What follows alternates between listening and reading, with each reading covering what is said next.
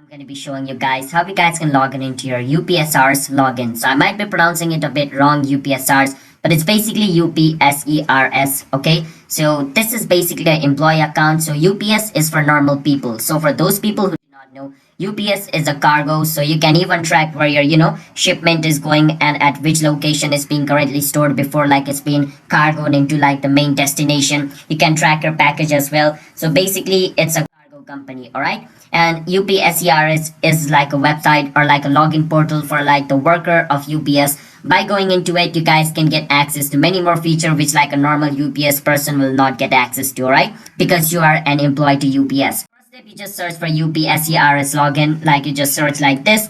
Once you search for it, you can see UPSERS UPS Enterprise Portal login. Make sure it says ep.ups.com. You click on it, it's gonna bring you to this website. So wait for some time until it loads up. Over here, it says Enterprise Access Management. Once it says that, it's okay. Over here, you need to enter your employee number and basically add ups.com at the end. So let's say my employee number is this. I type it over here and at the end, I write at ups.com. Make sure you do this. Do not write at gmail.com, alright? Because that's going to be your Gmail account. You don't want to log in into your Gmail. You want to log in into your UPS account. So you write this, click on next.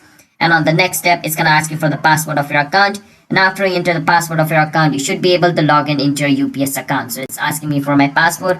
I can enter it, click on sign in, and I should be able to log in into my UPS account. But if I for some reason forgot my password, I can always click on forgot my password in order to recover my password as well. Alright? Hope you guys understand how you guys can log in into it as like an employee.